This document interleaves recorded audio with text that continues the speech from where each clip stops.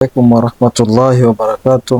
الحمد لله رب العالمين، ثم الصلاة والسلام على رسول الأمين محمد بن عبد الله وعلى آله وأصحابه أجمعين.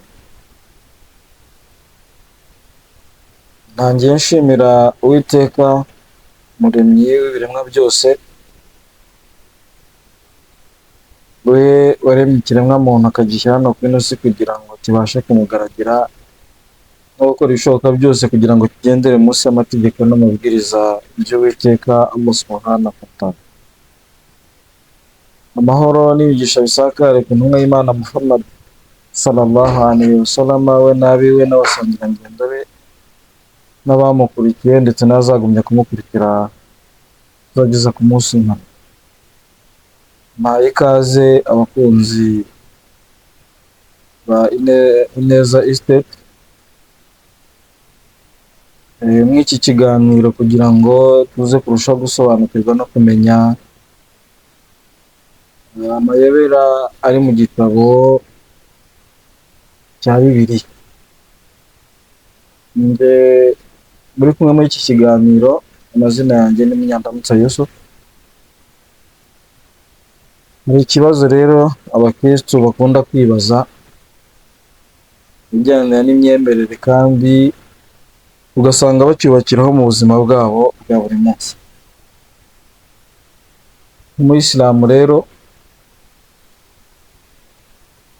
byabaye ngombwa yuko ngira icyo nkivugaho ku bigendanye n'ubumenyi mfite n'icyo Isilamu kivugaho, no guhugura abantu no kubaganiriza ku bantu bafite iyo myemerere mu by'ukuri babe bayihagarika cyangwa se bayireka bajye mu kwemeranya ko bagendeye ku by'Imana yategetse no ku by'intumwa z'Imana zigishije abantu, kugira ngo bazabashe kugira ubuzima bwiza buri muri gahunda yo kumvira no kubaha Uwiteka umuremyi w'ibiremwa byose.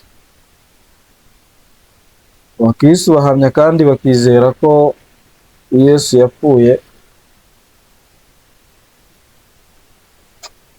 ariko ku buryo bw'inyandiko no ku mategeko y'Imana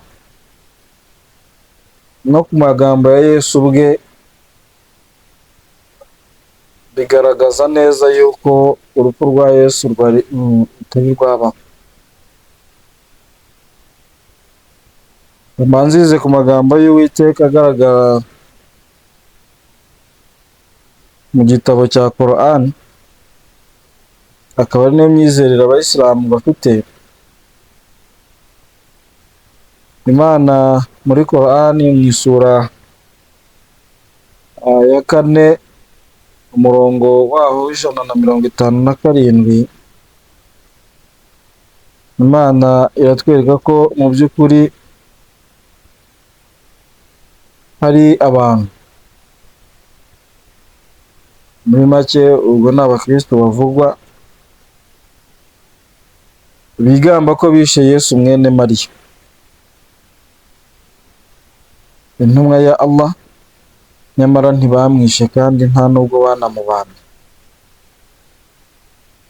Allah subhanahu wa ta'ala mu gitabo cye gitagatifu mu magambo y'amatagatifu adukuriye inzira ku murima, aduhaye n'imyemerere dukwiye kugira kuri iki kibazo nk'abayisilamu n'undi wari wese washaka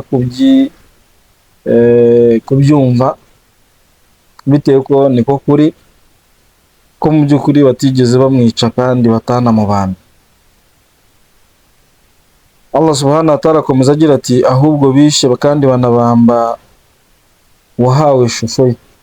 Bishatse kuvuga ko igikorwa cyo kubambwa cyabayeho, ariko Allah subhanahu wa ta'ala ubushobozi bwe n'imbaraga ze yahinduye ishusho y'uwagombaga kubambwa. Muri make icyimbo cya Yesu wagombaga kubambwa, kubera ko yamaze gucirwa urubanza no kwemezwa ko mu by'ukuri agomba kuba yabambwa akicwa, Allah subhanahu wa ta'ala ashyiramo undi muntu. Ibyo byose turaza kuza kubigaragaza. Ese Bibiliya yo ibivugaho iki kuri iki kibazo? Umwanzuro wacyo Bibiliya bitanzeho cyangwa bivuzeho ni iki? Ngo ufite ubwenge no gutekereza hatabayemo amarangamutima, mu by'ukuri aze gushishoza arebe n'iki akwiye gukurikira mu buzima turimo, na nyuma y'ibi ngibi turimo ejo tuzabibazwa. Nyuma y'ubuzima hari ubundi buzima nyuma y'ubu ngubu, kubera ko tuzi ko hazabaho umuzuko, tuzi ko hazabaho urubanza, tuzi neza yuko hazabaho guhanwa no guhembwa ku bakoze neza. Imana rero mu by'ukuri ngo kandi mu by'ukuri ba bandi batabivuzeho rumwe baracyabishidikanyaho bibaza niba uwishwe ari Yesu cyangwa se usa nawe. Ari narwo rungabangabo abavandimwe b'abakristo barimo kugeza kuri uyu munsi wa none. Imana iti nta bumenyi nyakuri babifiteho usibye gukurikira ibyo bakeka, kandi rwose ntibamwishe. Imana iti rero mu by'ukuri ibyo bizera nibyo bakeka, kubera yuko nta gihamya, kandi ko ukurikiranye inyandiko zibivugaho mu by'ukuri zigiye zirimo gushidikanya, kuko abanditsi banditse ku bigendanye n'urupfu rwa Yesu harimo amayobera, kubera yuko bagenda banyuranye. Nyuma yuko tumaze kubona amagambo adushimangirira anatwereka icyo tugomba kwizera mu bigendanye n'imyizerere no gusobanukirwa ku rupfu rwa Yesu agaragara mu gitabo gitagatifu cya Korani, reka turebe, nubwo ibyo kuvuga ari byinshi, reka turebe ku bigendanye n'urupfu na Yesu, icyo avuga ku bigendanye n'ifatwa rye mu rwego kugira ngo bajye mubamba no kumwica, tubishingireho niba koko yaba yarabambwe. Iyo dusomye Yohana igice cyaho cya 7 ku murongo waho wa mbere, tuhasanga imvugo igaragaza ko Yesu yabayeho mu bwoba bwinshi no kwanga gusubira muri karitsiye z'iwabo, kubera yuko hari abamuhigaga mu rwego rwo gushaka kugira ngo bamugirire nabi. Kansoma inyandiko mwumve icyo tubwira. Bene se umutwe w'amagambo avuga ngo bene se wa Yesu ntibamwizeraga. Hanyuma y'ibyo Yesu aba i Galileya, ntiyashakaga kuba i Yudaya kuko abayuda bashakaga kumwica. Bishatse kuvuga ko Yesu mu by'ukuri yashakaga kwicwa, kubera yuko mu by'ukuri bashakaga kumugirira nabi, akaba ari mu bwoba bwinshi ahunga kugira ngo atabasha kwicwa. Icyo ni kimwe. Nanone muri iki gice ku murongo waho wa 25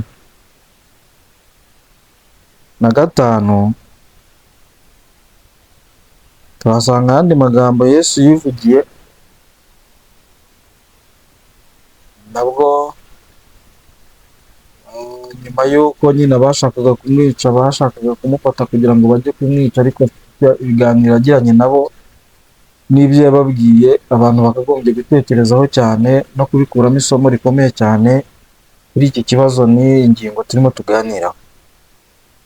Nuko bamwe mu Bayisiraheli mu Yeruzalemu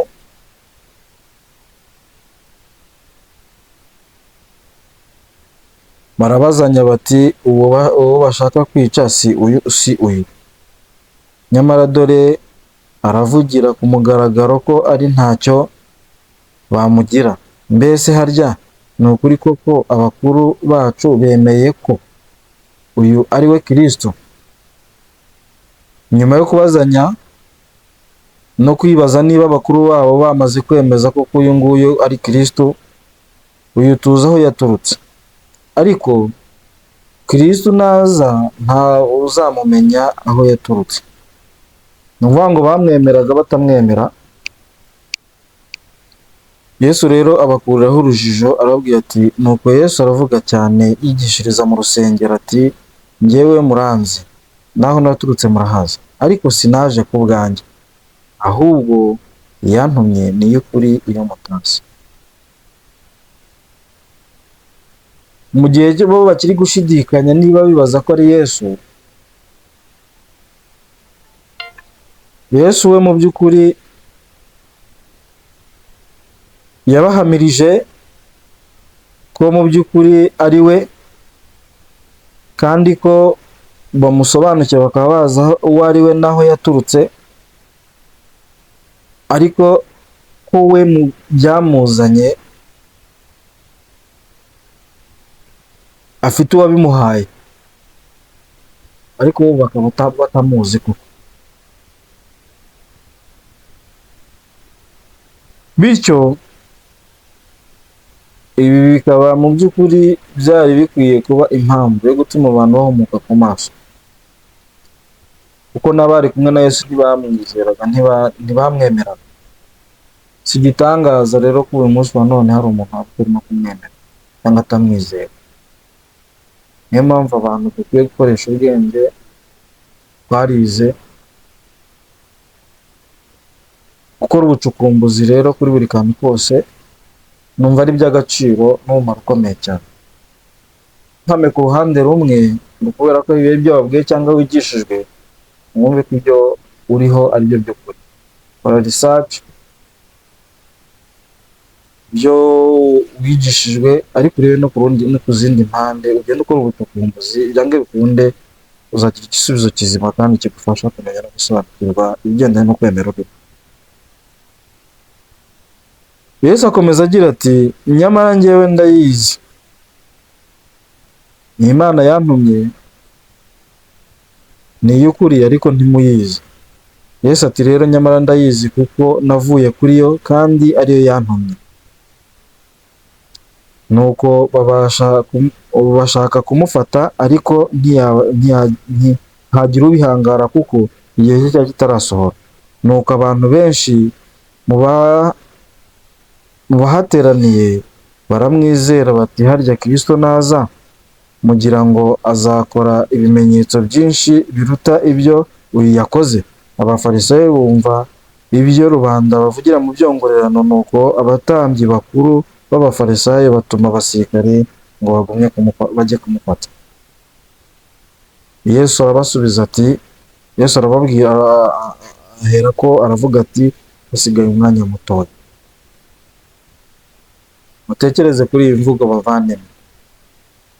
Abashaka kumufata yabaganirije abemeza ko mu by'ukuri badashobora kumufata, kandi koko batakagombye kwirushya kuko hasigaye umwanya mutoya, akiri kumwe nabo, hanyuma akajya kwa muto. Muzashaka mwo kumbona, kandi aho nzaba ndi ntimubasha kujyayo.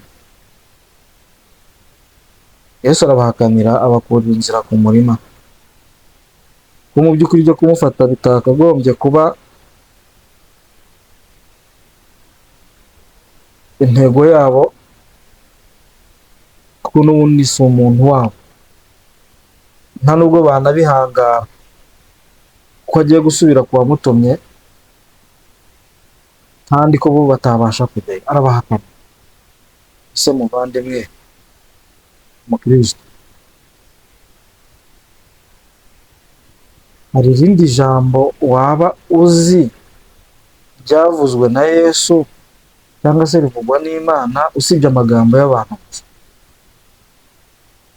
washingiraho kwemeza ko Yesu yaba yarafashwe kugeza ubwo agenda agashyirwa ku musaraba, akabambwa kugeza apfuye, nyuma y'uko Yesu yahakaniye abantu ko ntawe ushobora kumufata, kandi ko hasigaye igihe gitoya, kandi ko agiye kwerekera kwa Nyina. Aya magambo nanone twongera kuyabona muri Yohana 8, umurongo waho wa 21, aho Yesu nanone yongera guhakanira abantu bifuzaga kumufata kugira ngo bajye kumubamba, no kugeza ubwo bamugeza ku rwego rwo kuba yapfa. nuko yongera umutwe w'amagambo aravuga ngo ahanurira abantu ko bazapfana ibyaha byabo. Iki nacyo ni ikindi, ni iyindi sije cyangwa ikindi kiganiro twagombye kuba tuganiraho ubwacyo, kubera ko abakristo nabo nanone bafite uko bizera ko Yesu yabapfiriye kubwo kugira ngo abakize ibyaha byabo. Amagambo akomeza agira ati rero nuko yongera kubabwira ati ndagenda kandi muzashaka nyamara muzapfana ibyaha byanyu. Ibyo mwikoza byose byo gushaka kungirira nabi, gushaka kunyica, ntimuri buze kugera ku ntego. Ikiriho kandi cyumvikana nuko muzagera ku rwego rwo gupfana ibyaha byanyu. Se muvandimwe, tekereza aya magambo Yesu yivugiye, niwe urwego umwizeramo, urwego umwemeramo, yaciye iteka ku kintu. Nyuma undi muntu akaza akubwira ibindi bitandukanye n'ibyo Yesu ubwe yivugiye, ukabigenderaho, ukabyizera, ukabyizereramo. Kandi ikibazo cy'imyizerere ni ikintu gikomeye cyane, ikintu kigira ingaruka mu buzima urimo bw'uyu munsi wa none mu gihe ukiri muzima, bikazakugiraho n'ingaruka zikomeye cyane nyuma y'uko ugeze nyuma y'urupfu, kubera ko hari urubanza rukomeye no guhagarika imbere y'Uwiteka ukabazwa. Nyuma yo kubazwa ukisanga mu bihano igihe wakoze nabi cyangwa igihe wakosheje. Nyuma yo kubazwa ukisanga mu bihembo igihe wakoze ibyo Imana ikunda. Yesu ko yamaze guhakanira abo bantu ko batagomba kumufata, bagiye kugizamuka akajya kuyamutumye, iyo batazi kandi ko bidashoboka ko babasha kumufata. Ni amagambo ya Yesu iboneye muri Yohana 7 kuva kuri 25 kuzamuka kugeza kuri 33. Hari ikiganiro Yesu yibwirira abantu ko mu by'ukuri batagera ku rwego rwo kumufata ngo bajye kumwita. No muri Yohana 8 ku murongo wa 21 tubonye ko Yesu ahakaniye abantu ko batabasha kumufata kandi ko bazapfana ibyaha byabo, ko aho ajya ntawe wabasha kuhagera. Ese nibaze baza n'abankurikira, Yesu yaba yarabashije kwivuguruza no kuva ku mwanzuro yari yafashe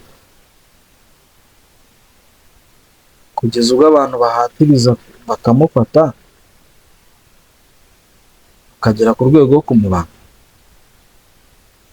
Nyamara Korani yatubwiye ngo ntibamwishe nta nubwo bamubambye.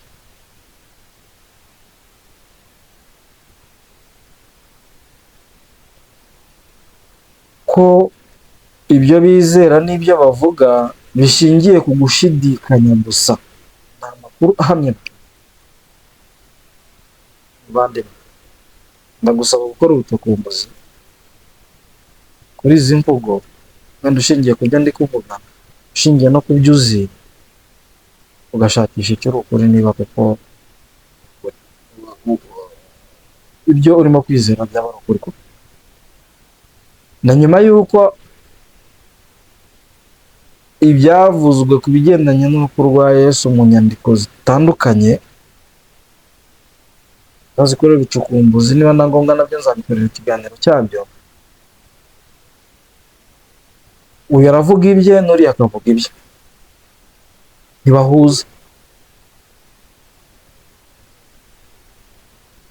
ntibahuza ku byabaye.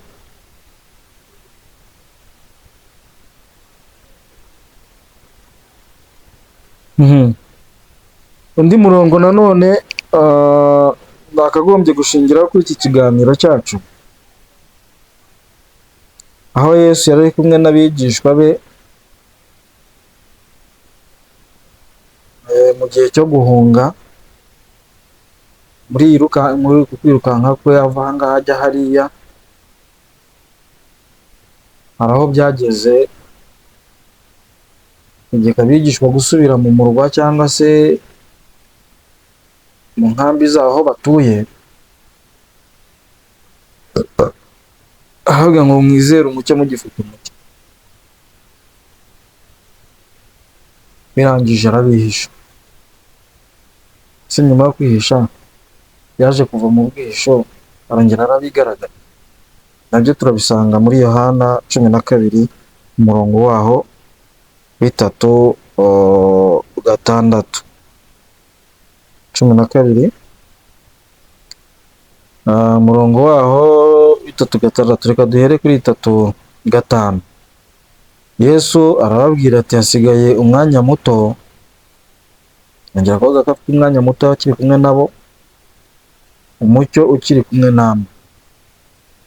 Yongeye kubacira amarenga no kubagaragariza yuko nta kanya gatoya cyane akiri kumwe nabo, ko nyuma y'ako kanya gatoya azaba atagihari, nk'uko twabibonye mu nyandiko zabanje. Nimugende mugifite umucyo utabirireho mukiri mu nzira, kuko ugenda mu mwijima atamenya iyo ajya. Usubireyo bajya hari ku manywa hakibona, abagira inama yo kugenda hakiri kare kugira ngo bataza kugira kugenda mu ijoro. Yesu akomeza agira ati mwizere umucyo mugifite umucyo kugira ngo mube abana b'umucyo. Yesu amaze kuvuga atyo aragenda arabihisha.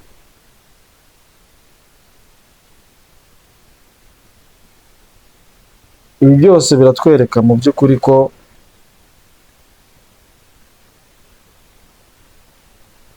Yesu bapfuye atabambwe kubera ko abashakaga kumufata yabahakaniye ko batabasha kumufata ngo bajye kumwica, kandi ko ho agiye kujya ntawabasha kuhagera. Dushingiye kuri izi mvugo, yaba yarayivuguruje umwanzuro wo kugenda akawuvaho kugeza ubwo umwanzuro abashije kumugambanira akamufata. Undi murongo ngiye gusozerezaho nugaragara mu Baheburayo, mu Baheburayo 5 ku murongo waho wa 7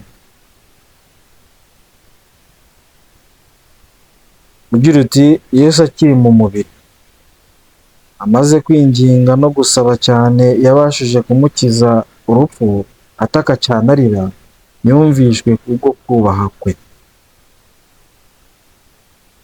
Muzi neza ko Yesu arimo guhunga ageze ahantu mu gashyamba k'i Getsimani, akabwira abigishwa be Yakobo na Yohana na Petero, arababwira ati nimwe mwicaye hano mbanze senge, akajya gusenga agasaba Imana ati Mana Nyagasani, iki gikombe kindenge. Igikombe cyavugaga aha ngaha ni urupfu.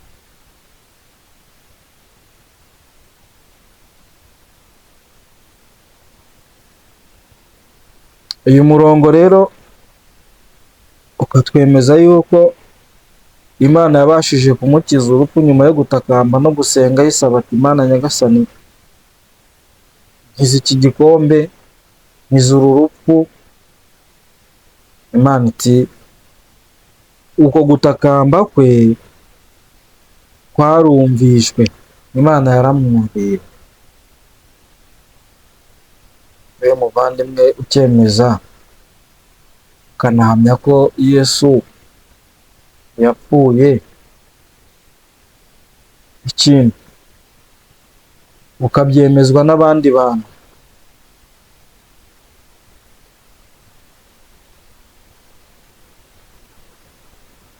batari Yesu, batari Imana, atari ikimenyetso cyavuye ku Mana, nize kikwemeze neza ko urupfu rwa Yesu rwabaye. ukabyizera ukakigira n'ikimenyetso gikomeye cyane mu buzima bwawe mu bijyanye n'imyemerere, hano ukaba uzi ko icyo kintu urimo kizakugiraho ingaruka nyuma y'uko umaze.